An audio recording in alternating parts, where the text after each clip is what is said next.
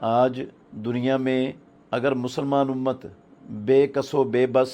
مجبور و مقہور نظر آ رہی ہے نا، تو اس کی سب سے بڑی وجہ دین سے دوری ہے، اللہ رب العالمین کی ناراضگی ہے اور اللہ کے دین سے بے وفائی ہے۔ جب تک مسلمان اللہ رب العالمین کے دین کی طرف نہیں پلٹیں گے، دین کو اس طرح نہیں اپنائیں گے جس طرح ابو بکر و عمر، عثمان و علی رضی اللہ عنہم، عشرہ مبشرہ اور باقی رسول اللہ صلی اللہ علیہ وسلم کے تمام جانثاروں نے، صحابہ نے اختیار کیا تھا، اس طرح اسلام کو اختیار نہیں کریں گے تو نہ دنیا میں کامیابی، نہ دنیا میں آزادی، نہ دنیا میں خوشحالی، نہ دنیا میں امن،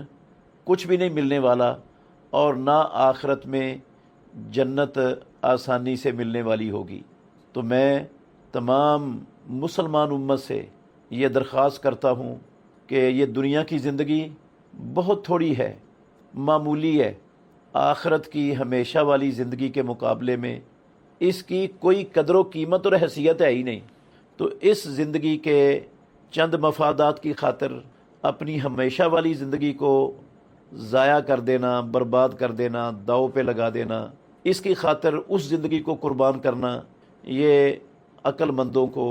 شعور والوں کو، سمجھداروں کو زیب نہیں دیتا، اور خاص طور پر ایمان والوں کی شان کے لائق نہیں ہے کہ وہ کافر ہوں جن کا آخرت پر ایمان نہیں ہے، جن کا رب کے سامنے کھڑے ہونے پر یقین نہیں ہے،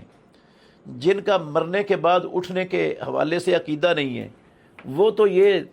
تصور رکھیں، سمجھ آتی ہے۔ لیکن مسلمان،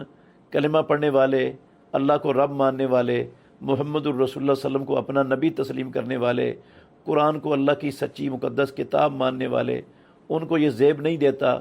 کہ وہ کتاب و سنت کو چھوڑ کر ادھر ادھر کی چیزوں کے پیچھے چلیں۔ اللہ ہمیں دین کو سمجھنے اور دین سے وابستہ رہنے